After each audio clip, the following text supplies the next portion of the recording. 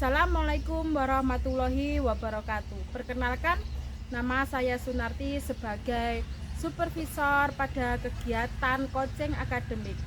Saya Dian Rahmawati sebagai coach. Saya Anif Pujiati sebagai coach. Pada hari ini akan melakukan kegiatan coaching supervisi akademik. Kami dari CGP Angkatan 10 Kabupaten Klaten.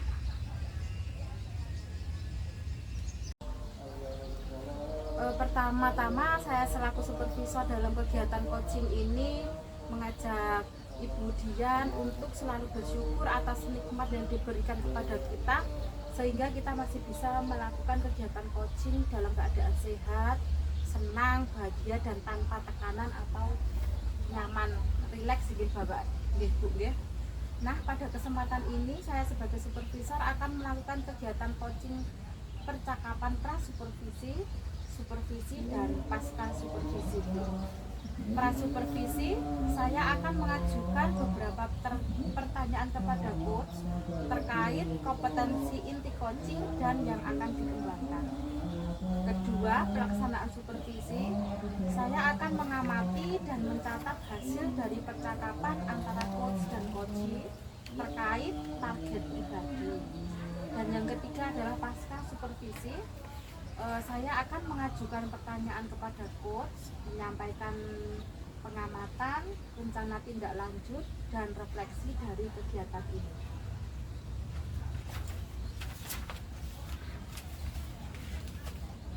Bu Dian, ya, perlu kita pahami bersama bahwa kompetensi inti coaching itu ada 3 yang harus betul-betul kita pahami ya Bu ya. Kompetensi inti tersebut antara lain adalah kehadiran penuh, mendengarkan aktif, dan pertanyaan yang berbobot. Nah Bu Dian, saya ingin mengetahui dalam percakapan pra-supervisi ini, menurut Bu Dian, kompetensi apa yang Bu Dian kembangkan dalam kompetensi coaching ini Bu? Iya Bu Narti, bahwa dalam kegiatan coaching kita kali ini kita harus memahami dan mengembangkan kompetensi inti coaching, yaitu kesadaran penuh, mendengarkan aktif, dan pertanyaan berbobot. Di sini saya akan mengembangkan kompetensi ketiga-tiganya Bu. Dari yang ketiga tadi Bu, ya, bagian mana yang nanti Ibu inginkan untuk saya amati Bu? Iya Bu, dari ketiga kompetensi coaching yang saya akan mengambil satu untuk dijadikan supervisi, yaitu kompetensi tentang mengajukan pertanyaan berbobot. Nggih Bu Dian, nggih. Kira-kira seperti apa indikator ketercapaiannya tujuan dalam mengajukan pertanyaan berbobot Bu? Iya Bu Narti, baik. Indikator ketercapaian dalam mengajukan pertanyaan tersebut adalah mampu menggali informasi lebih dan dalam terkait permasalahan-permasalahan yang dihadapi coaching.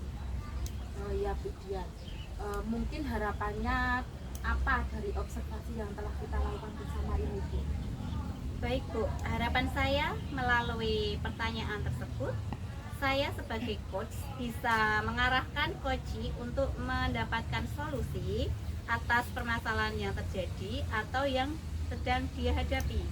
Saya juga bisa mengarahkan coachee untuk bisa menemukan dan memunculkan ide-ide yang baru. Ya Bu Dian, sudah saya catat poin-poinnya terkait percakapan pra-supervisi ini Bu. Selanjutnya Bu Dian sebagai coach nanti akan mengarahkan Ibu Ani sebagai coachee untuk menyelesaikan masalah dan memunculkan ide-ide yang baru. Baik Bu. Selanjutnya waktu saya serahkan kepada Bu Dian dan Bu Anif untuk melaksanakan praktek coaching. Bu Dian sebagai coach dalam melakukan percakapan supervisi bisa melakukan percakapan coaching dengan tirta, rasa, dan kompetensi coaching. Ya Bu Narti, terima kasih atas waktu yang diberikan kepada saya. Nanti saya akan menggunakan percakapan coaching dengan alutsista.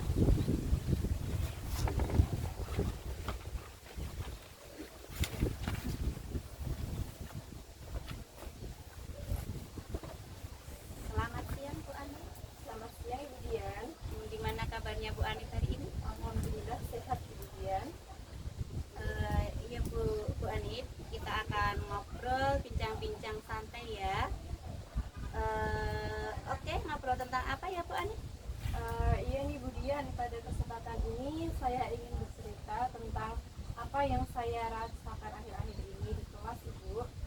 dalam melaksanakan proses pembelajaran pada mata pelajaran matematika. Iya Bu Anif, dengan senang hati. Monggo bisa bercerita tentang apa yang Bu Anif rasakan akhir-akhir ini di kelas.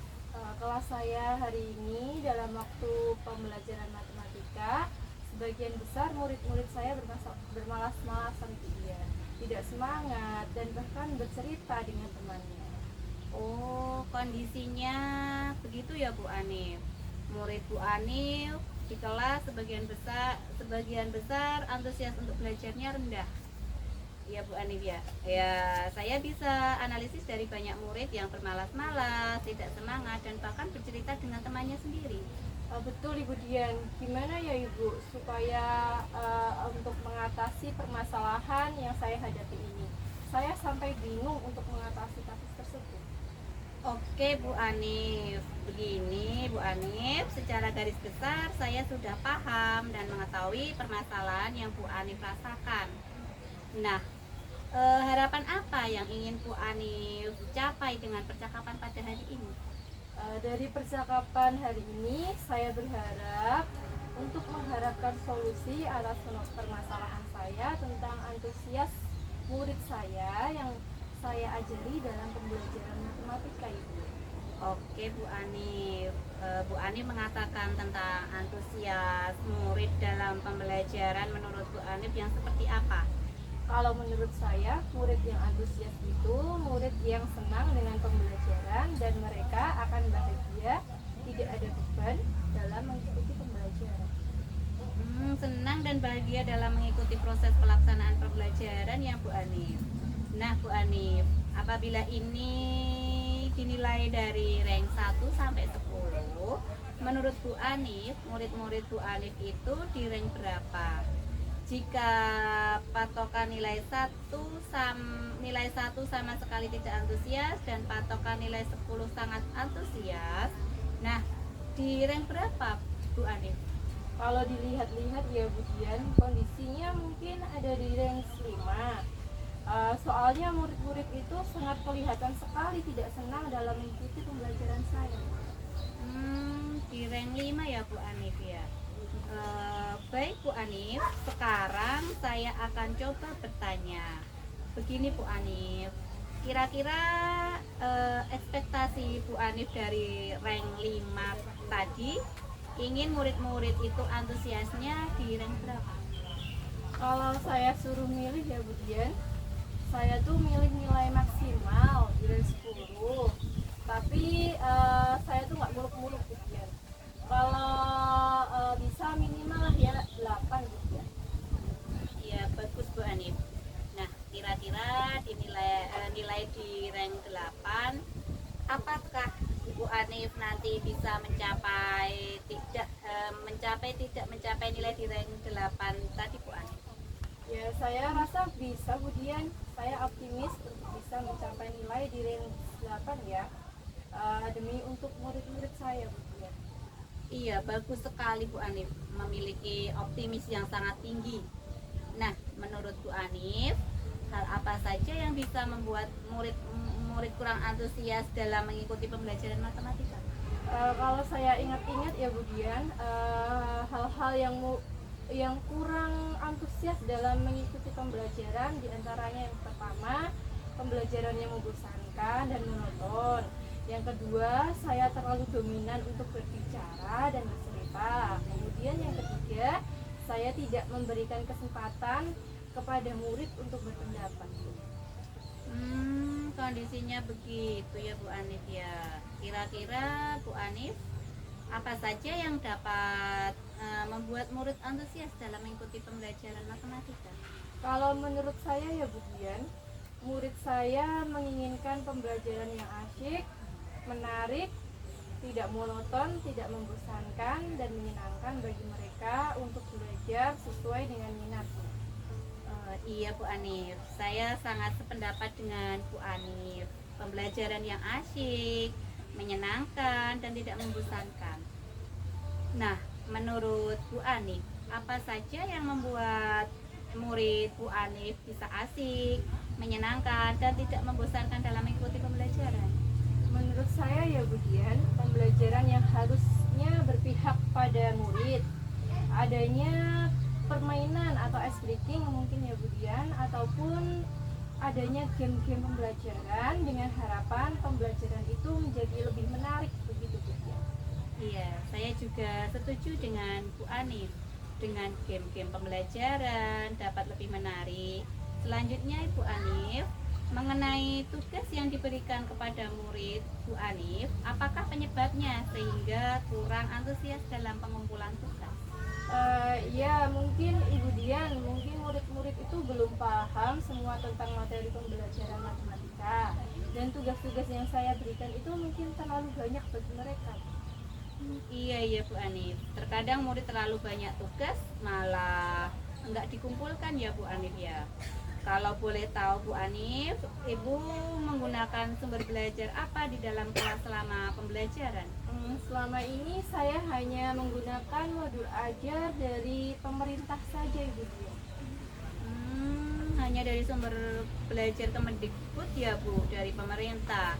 Tidak ada sumber belajar dari buku teks, buku murid, atau referensi yang lainnya? Enggak ada ya Bu Anif ya?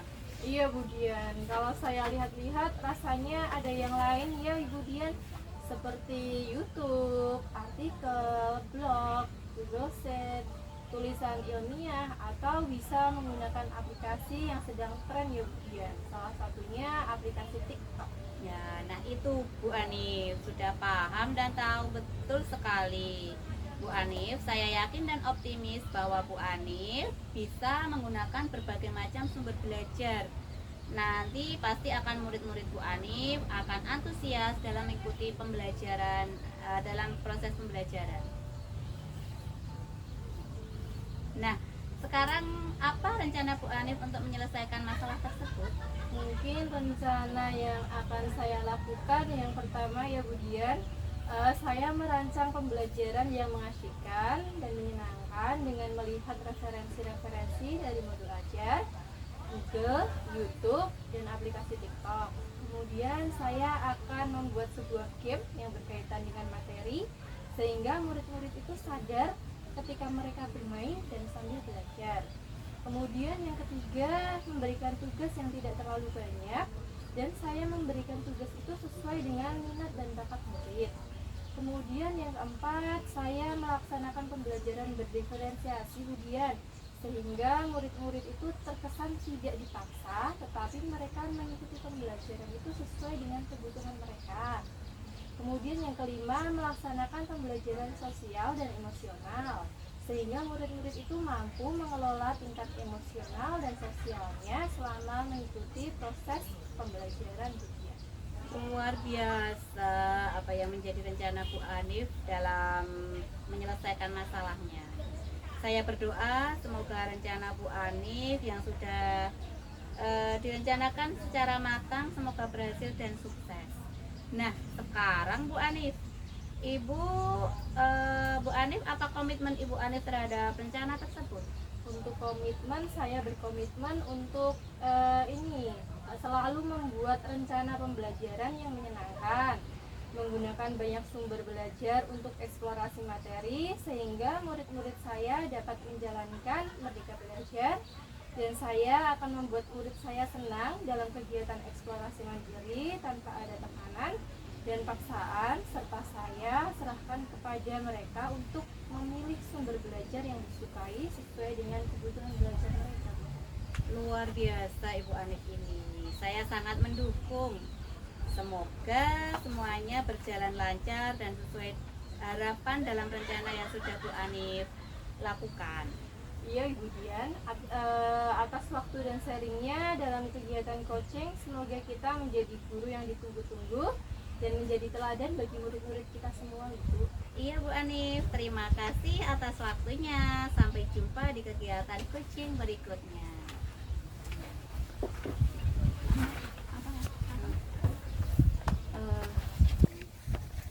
Terima kasih untuk Bu Dian dan Bu Anif, luar biasa sekali dalam pelaksanaan coaching pada kesempatan ini.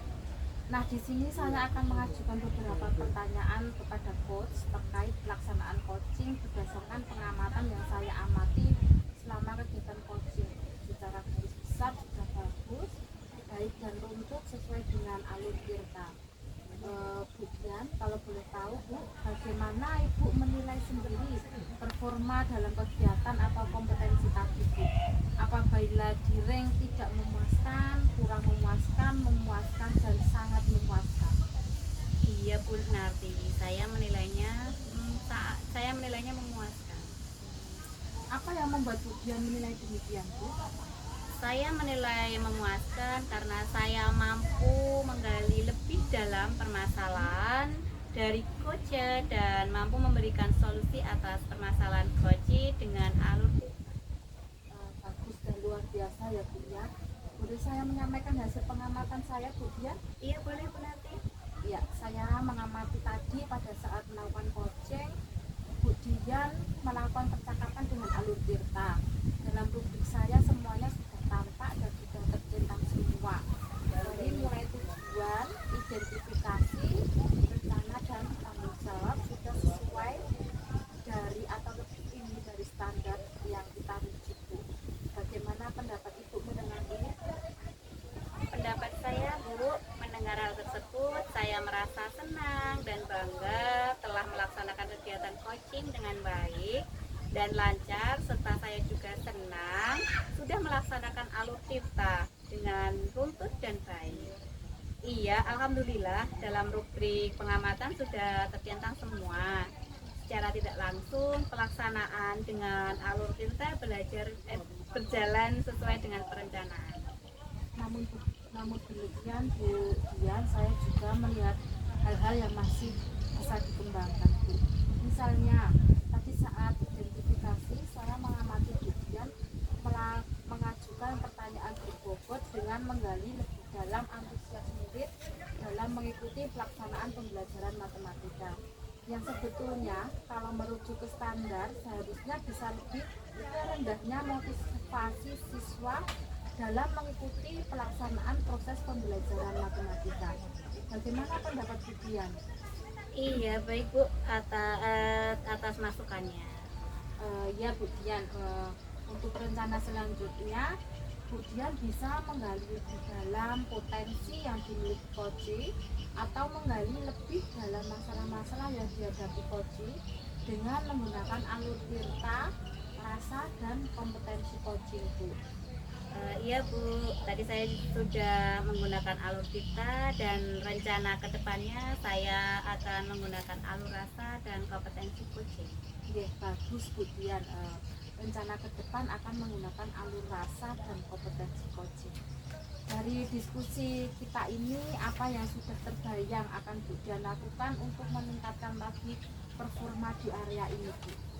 Baik Bu Narti, dari diskusi atau percakapan yang telah kita lakukan ini, saya sudah mempunyai gambaran dan memiliki bayangan untuk meningkatkan performa dalam kegiatan coaching. Pertama, saya akan mempersiapkan lebih detail untuk pelaksanaan coaching antara coach dan coachee. Kedua, saya akan menggali lebih dalam potensi dan permasalahan yang dihadapi oleh coachee. Kemudian yang ketiga, saya selain menggunakan alur tirta, kedepannya saya akan menggunakan alur rasa dan kompetensi coaching sebagai acuan untuk menyampaikan topik terkait strategi pribadi. Ya, bagus Bu Dian. Bu Dian sudah mempunyai gambaran dan bayangan yang sangat baik dan bagus serta detail untuk meningkatkan performa dalam kegiatan pelaksanaan coaching.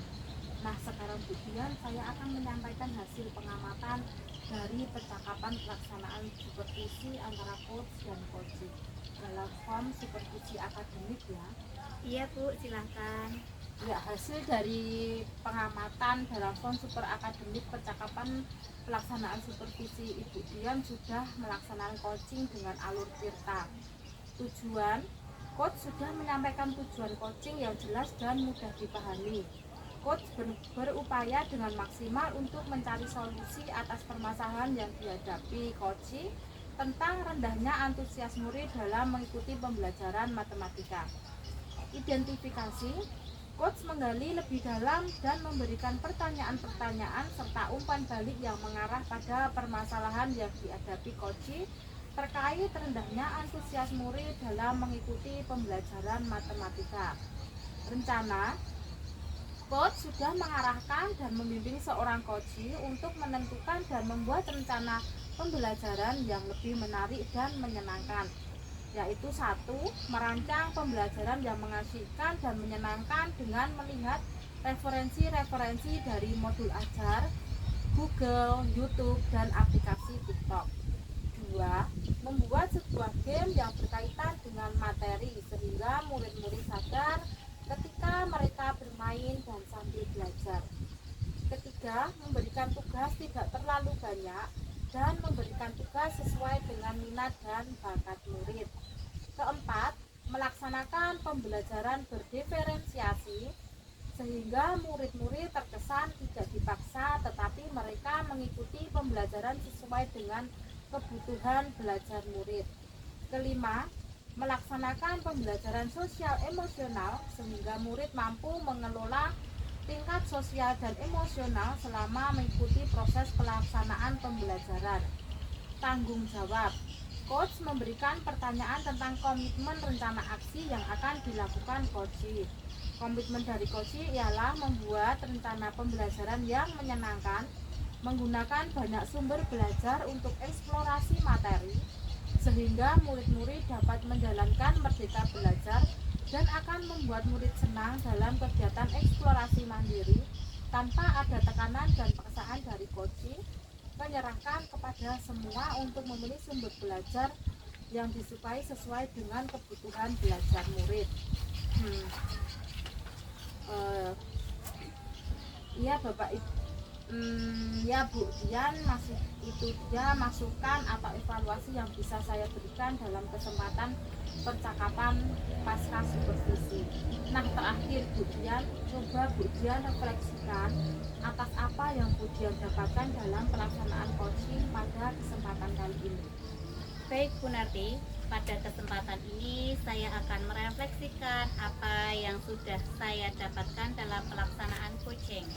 Yang pertama, melakukan kegiatan coaching, saya dapat membantu setiap orang untuk menemukan hal-hal baik dan penting yang diperlukan dalam menghadapi permasalahan pembelajaran. Kemudian yang kedua, saya bisa membangun empati kepada rekan kerja saya atau coaching. Kemudian yang ketiga, saya akan meningkatkan kualitas komunikasi antar individu. Kemudian yang keempat, saya memiliki pengetahuan yang banyak untuk menghadapi pelaksanaan coaching dengan menggunakan alur cipta, rasa, dan kompetensi coaching. Begitu Bu Narti yang bisa saya sampaikan dalam refleksi kegiatan refleksi kali ini. Ya luar biasa nih Bu Dian atas penyampaian refleksinya. Semoga ke depan menjadi pedoman atau dasar dalam pelaksanaan coaching. Mungkin itu yang bisa saya sampaikan Bu Dian sebagai coach dan Bu Ani sebagai coach. Mohon maaf apabila ada kesalahan dari saya. Dari awal supervisi, pelaksanaan supervisi dan pasca supervisi. Mari kita tutup dengan bacaan hamdalah bersama-sama. Alhamdulillahirabbil alamin. Wassalamualaikum warahmatullahi wabarakatuh. Waalaikumsalam warahmatullahi wabarakatuh.